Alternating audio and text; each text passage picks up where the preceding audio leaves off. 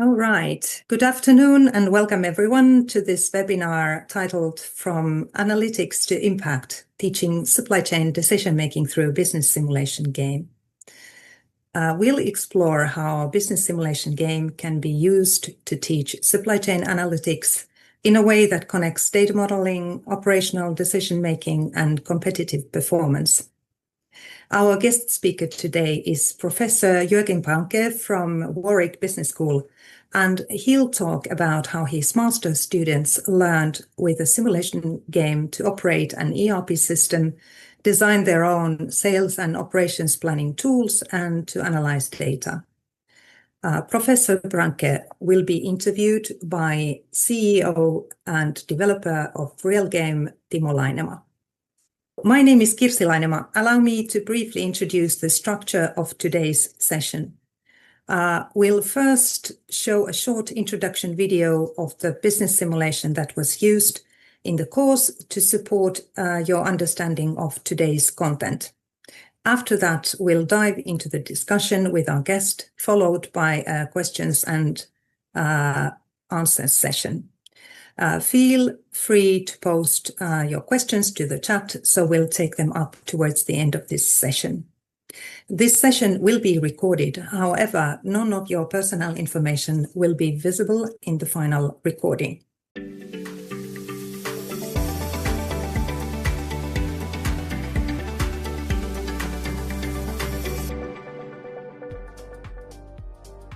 Preparing students for real-world challenges calls for hands-on experience already during their studies. At RealGame, we provide effective, innovative simulation games that empower educators, engage students, and drive meaningful learning outcomes. RealGame offers a diverse range of simulation games designed to enhance teaching across multiple fields, such as supply chain management, operations management, business, data analytics, and others. What sets RealGame apart? Our simulation games are more than just educational tools. They are holistic learning environments that connect business operations and the supply chain into a dynamic entity. Each decision has an impact on business and the market in real time, just like in real life. Students are challenged to think critically, solve problems, and apply theoretical knowledge in authentic business scenarios. Let's take a look inside RealGame.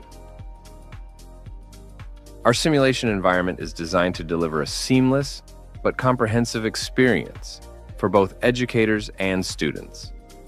RealGame integrates all major business functions and offers end-to-end visibility across a company's supply chain. With RealGame, business operations are transparent.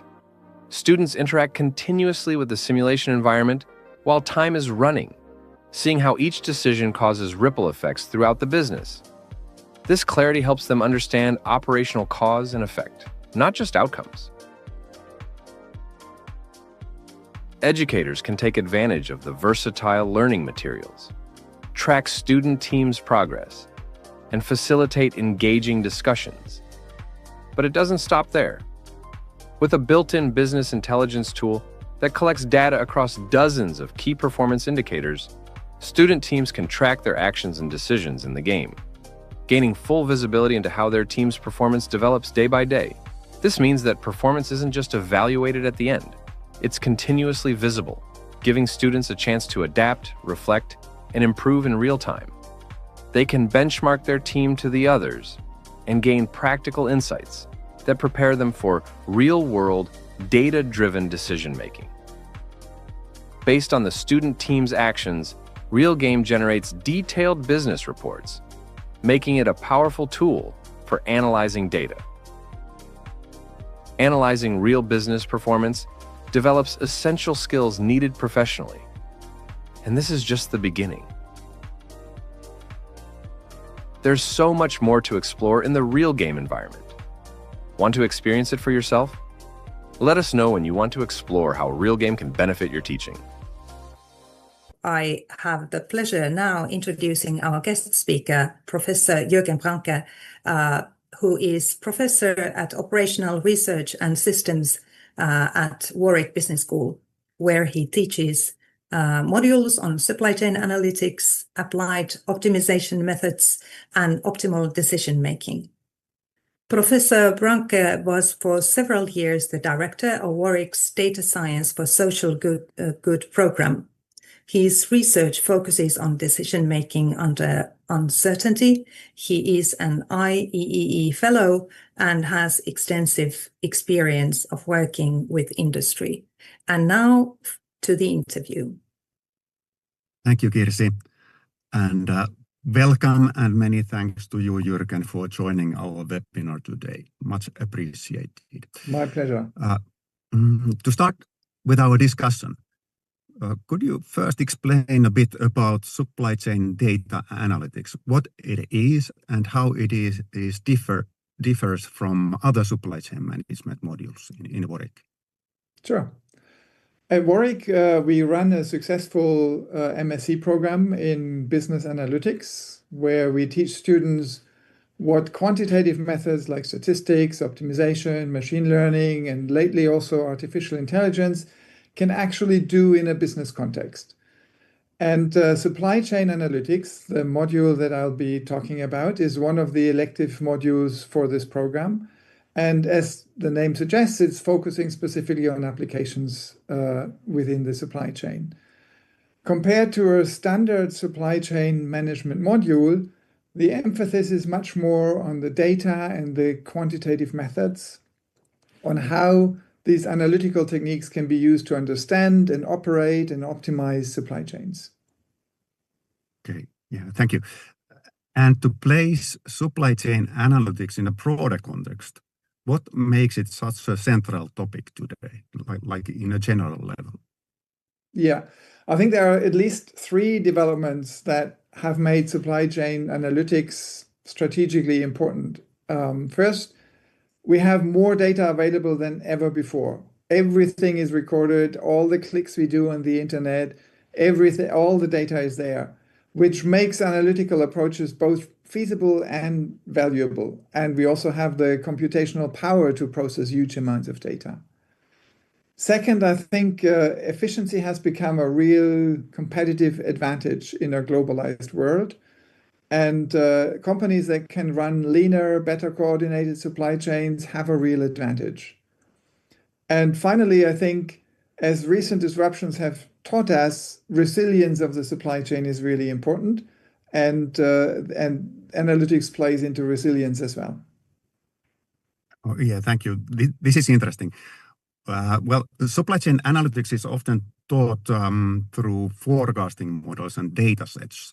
From your perspective, why is it important for students to also experience how analytical decisions affect business operations and business performance? Right. I would say from a pure methods perspective, teaching forecasting models on static data sets is probably good enough. Arguably, you could even say it's more rigorous because you have full control over the data and you can describe it precisely. But in a simulation context, students have the possibility to experience the consequences of their decisions. And that helps a lot in terms of engagement and motivation. It also lets them experience firsthand the complexity and the interdependence of the different decisions.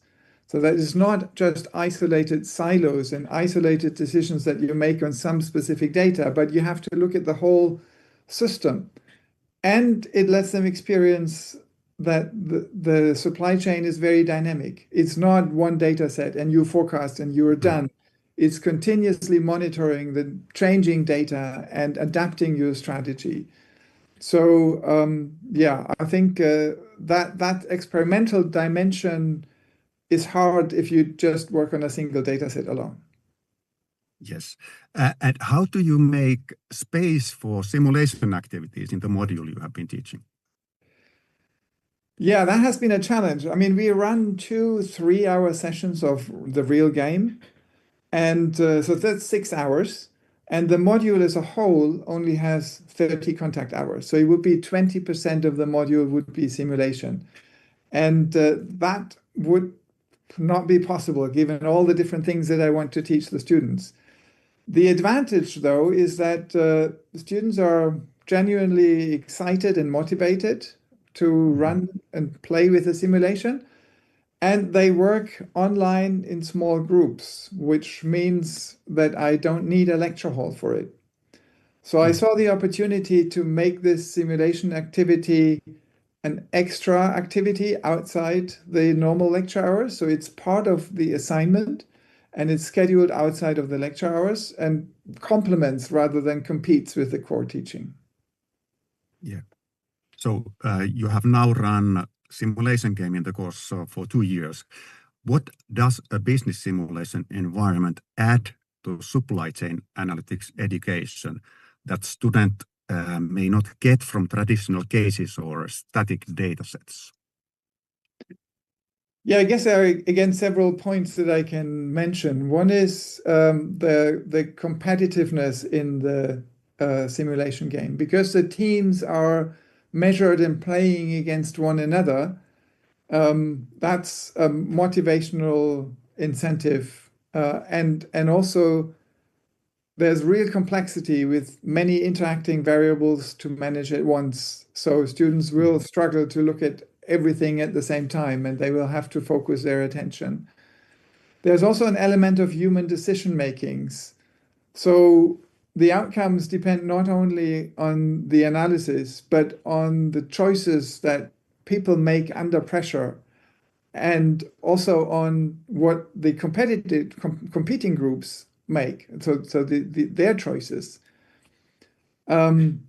And maybe most importantly, it encourages students to reflect on strategy, not just on technique. So they have to think about what they are trying to achieve, how they position their enterprise in the competitive environment, and why, rather than simply applying a method to a fixed data set. Yeah. And maybe as a final comment,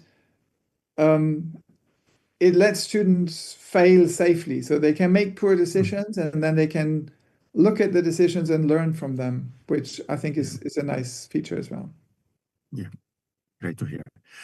Well, one interesting aspect of the module is that students do not only analyze data, they also generate it themselves through operational decisions in the simulation game. How does this change the way students understand analytics and planning?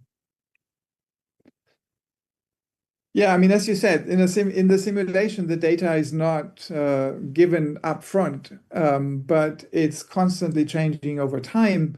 And it's a result of their own actions as well as the actions of their competitors. And yeah, that makes, I think, an important point, because data is not just something to be analyzed retrospectively. It's an outcome of the system, and there's some interaction. And that helps students develop a much deeper understanding of planning, of uncertainty, of decision making under pressure and in a timely fashion. Yeah, one issue we had originally when we used RealGame for the first time was that it was too slow and there was not enough data generated during the simulation to really engage the student in data analysis. But then you and your team implemented the possibility to configure some automatic agents, and that allowed us to, for example, the students could configure an agent that would automatically purchase raw material whenever the inventory drops below a certain level, or open and close production shifts, or deliver products to the customers. And with these agents, we can now run the simulations much faster and therefore generate more data and make it more interesting for the analytics part that we teach to the students. Yeah, so Juergen was referring to the real-time nature of RealGame, which means that the clock is running and the student, in a way, they live within the system. They run the operations online, as in real world when they steer the company operations using the ERP system in the company. Now, supply chain decisions always involve trade-offs. Can you give a couple of examples of these trade-offs and how working in a simulation environment may help students understand them?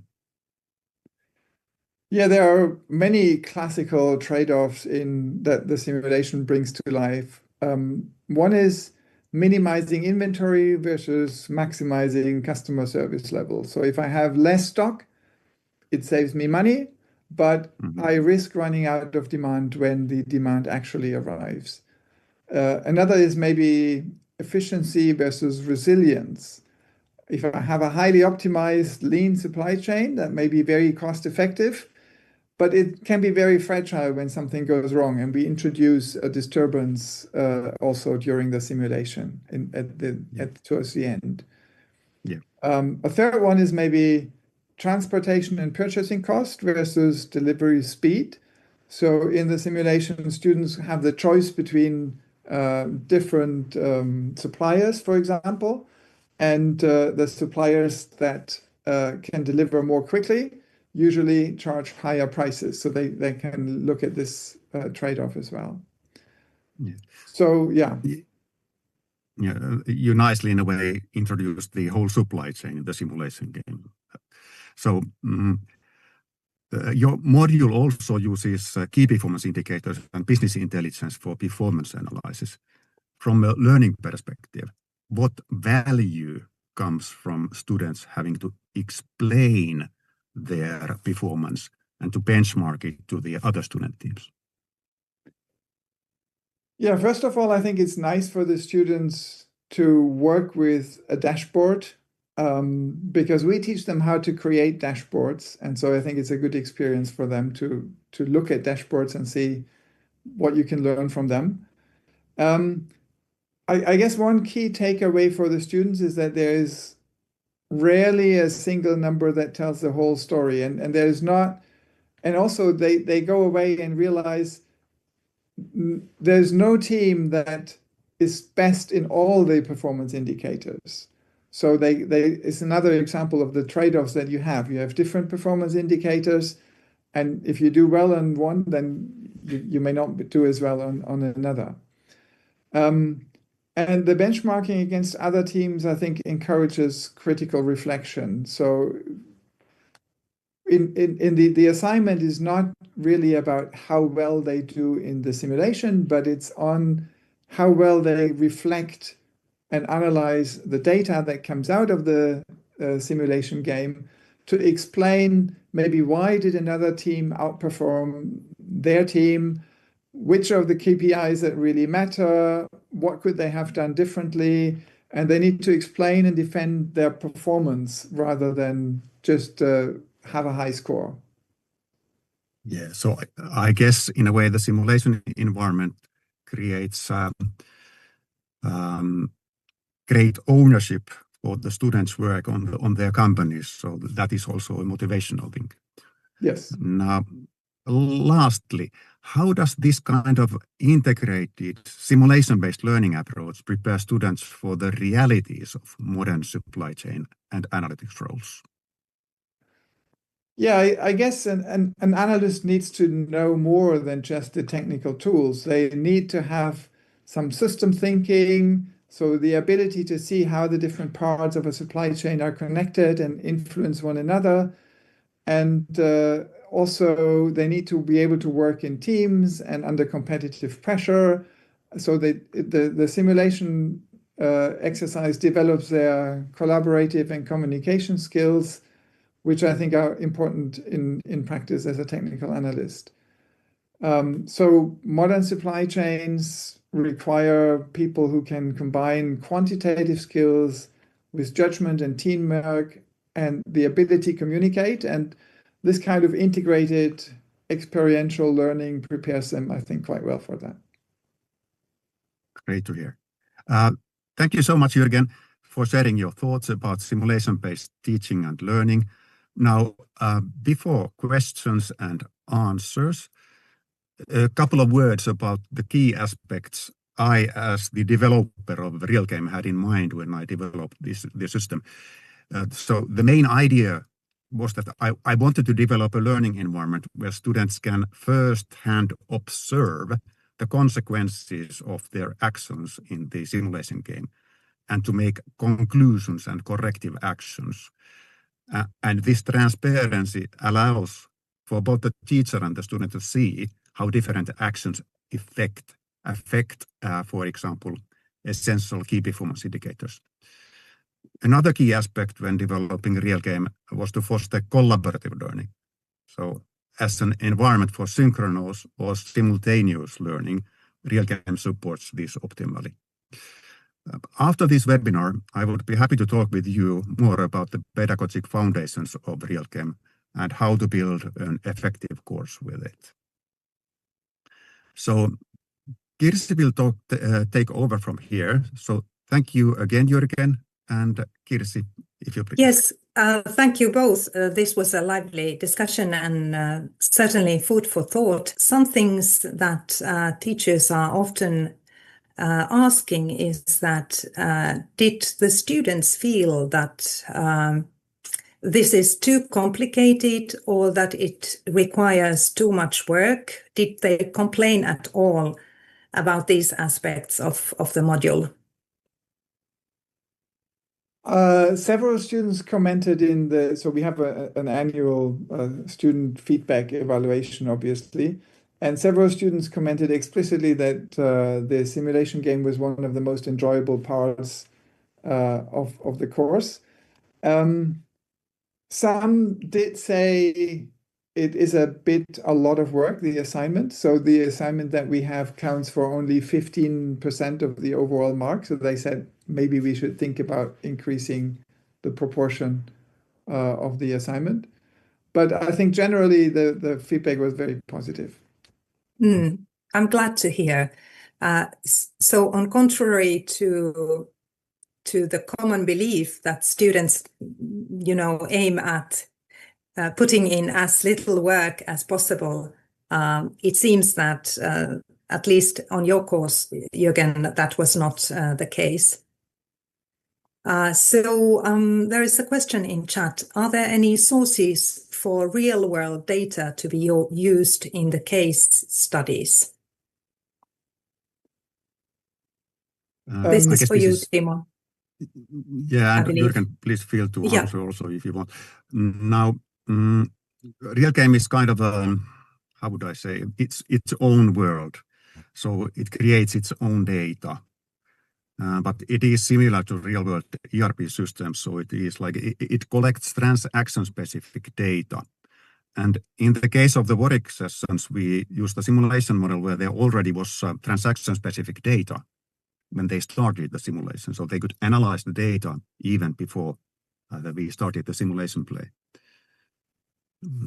Yeah, so isn't it correct that there are different simulation models that represent different industries? And yes. So the realism there is based on, before making the simulation model, is based on careful study of the industry and let's say the bill of material, the supplier relations and such. Lead times, for example. Lead times. Yes, exactly. Yeah. Yes, and customer markets and so forth.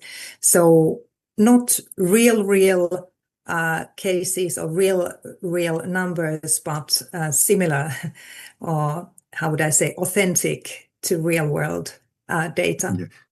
Yeah, and I would also like to add that as it is an ERP system, it introduces this kind of a generic features of an ERP system, but RealGame also includes a business intelligence application. So they also learn what you can do with a business intelligence application.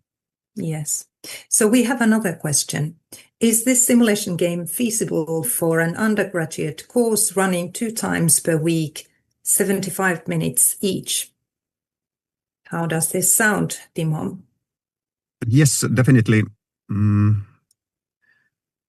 I guess, Juergen, your course was also undergraduate course, wasn't it? No, it was postgrad. Okay, yes. But I would say that 2 times 75 minutes is kind of, it is enough for running the simulation game, but as if you continue longer, I would say that the students take out more learning from the simulation game. But yes, you can do it in 2 times per 75 minutes.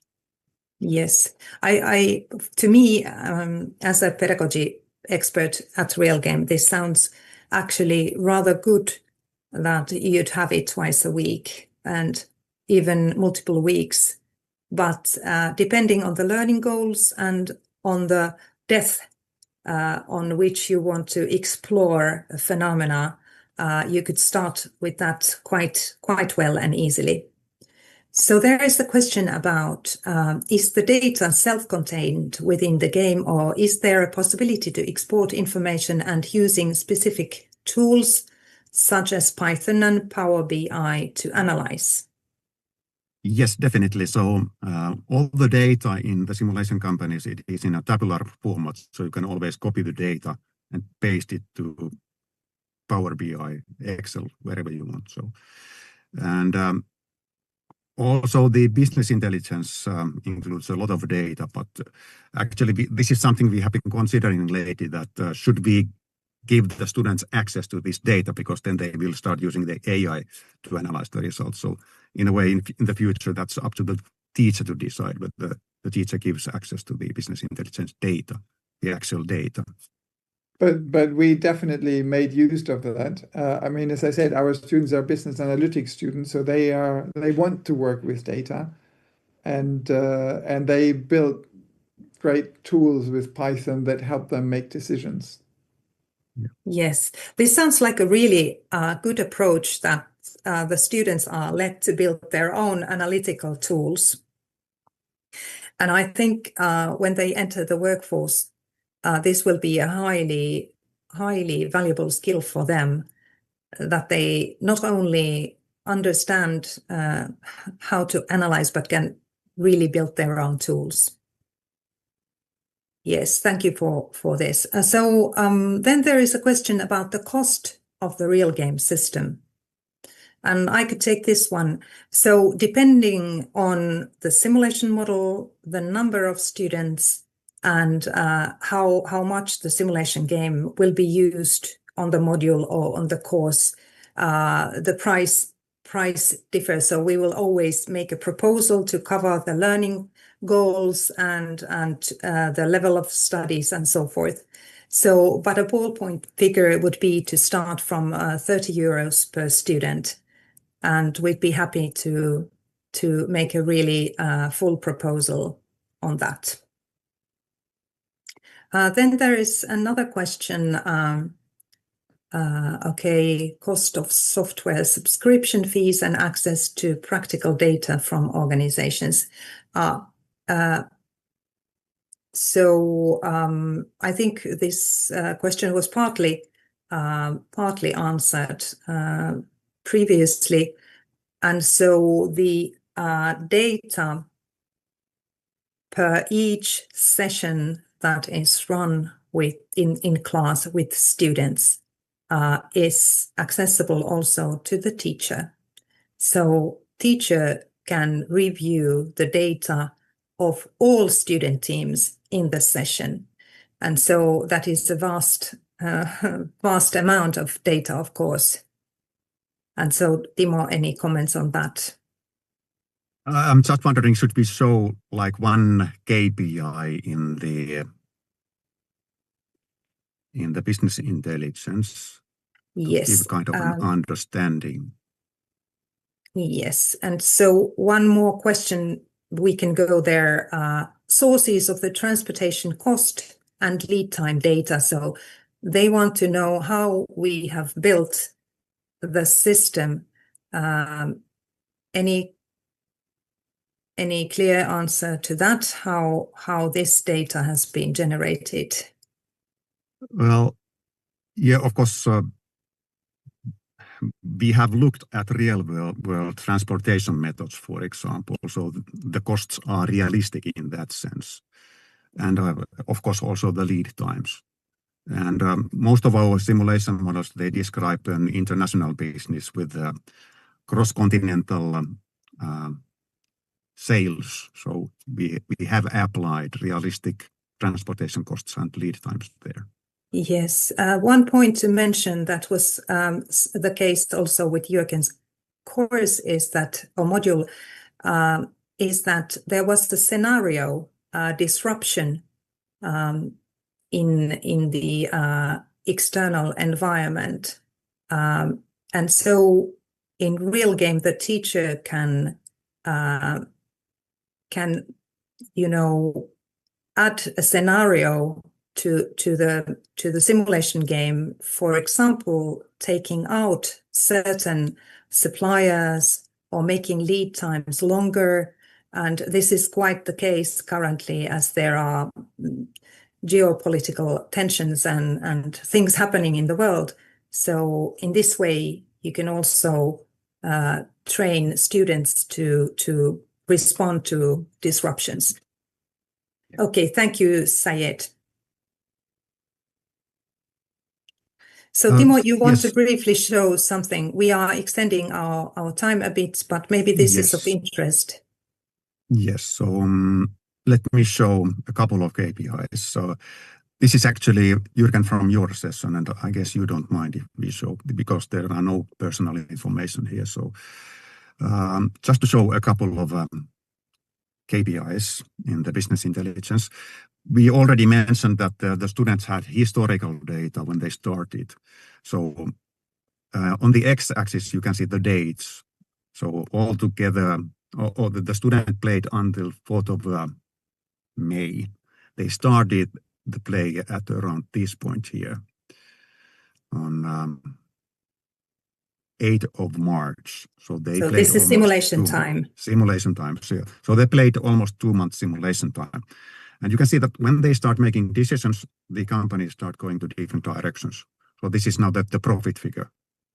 But maybe it's more interesting to go to the material process related KPIs. And let's have a look at, for example, the company's open order backlog. For example, here, one of the companies, which one is this? Number 2 had a huge order backlog. Almost 9 million euros. It's really high compared to the other companies. So the other ones are quite normal here. And of course, this high order backlog, it might affect this company's delivery accuracy. So if we next look at delivery accuracies of the companies, we can see that the same company faced really poor delivery accuracy. So at some point, they were never in time with the delivery promises. But the good thing is that they started improving. So this KPI looks for the last 2 weeks deliveries. So that's why they were able to improve here. There is a steep learning curve. Yeah. Yes. But yeah, in any case, there are tens and tens of different KPIs from all of the companies. And as you can see here, there were 16 companies in this session. 16 student teams, probably 3 or 4 students in each team. So quite a large student cohort. But this is the tool with which they can compare their performance to the competitors and see where they are doing greatly and where they have room to improve. Yes, thank you, Timo. So it is time for us to start wrapping up the session. And so for everyone who wants to explore RealGame in more detail, we encourage you to book a free educational consultation. That is an online session at a suitable time. So we can talk more about your modules, learning goals, and how would you like to apply RealGame on your course. And so we thank everybody for joining us. Let us know when it would be a good time to meet. And meanwhile, take care and enjoy summer. See you next time.